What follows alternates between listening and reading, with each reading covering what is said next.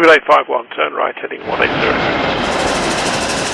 Order 14 Papa, turn right 245, report localizer established. Hey all, welcome back to DJ's Aviation. Before I begin, if you're interested in getting up-to-date news on orders, deliveries, first flights and more, feel free to head over to my Instagram. It's at DJ's Aviation and will of course be linked in the description.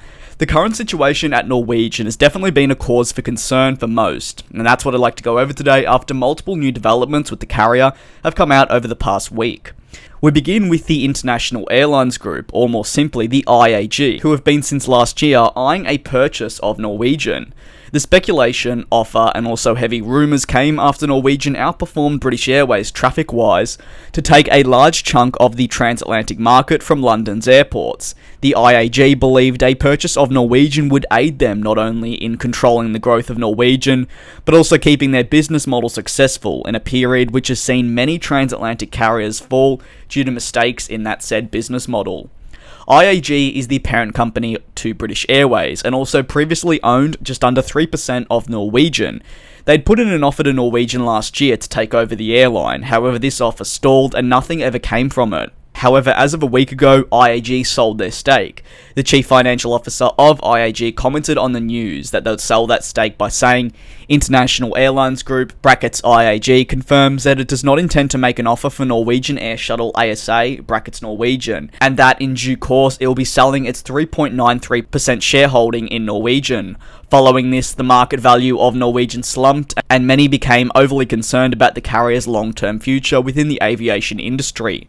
The carrier, which outlasted its previous 9 days estimate before it had ceased operations in December, announced shortly after this that its business model and long-term goals still remained the same, despite IAG pulling their stake. That said, the stake was actually relatively new. In fact, it was placed in April of 2018 and caused shares in Norwegian to jump by 50% at the time.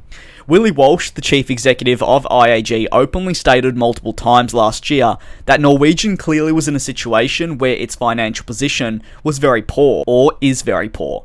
The comments from him directly suggested that either long ago IAG were looking at pulling their stake, or that they were eyeing a complete takeover to ensure the long-term success of the airline. As we've learnt though in the industry, if you can't keep up with your competition, you buy them.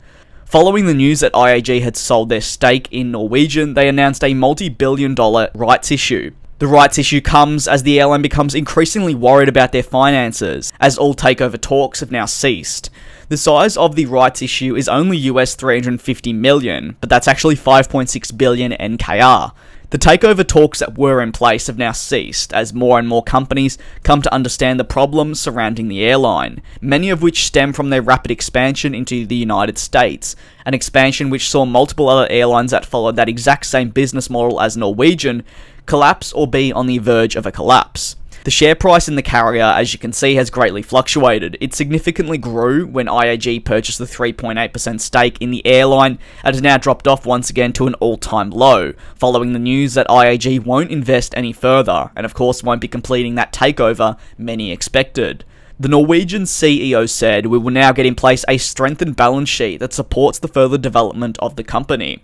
What does the future hold for Norwegian? Well, currently it's unclear.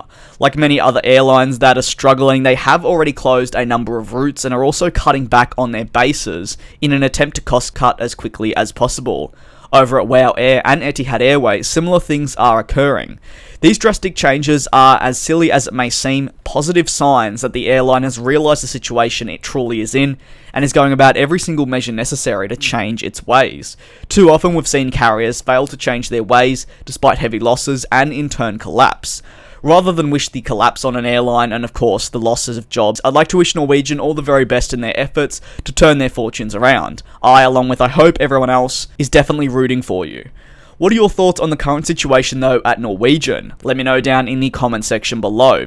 I'd like to take the time now to thank you very much for watching this video of mine, and I do very much look forward to you all joining me in the next one. Race all of these broken dreams in flight, and we'll fly.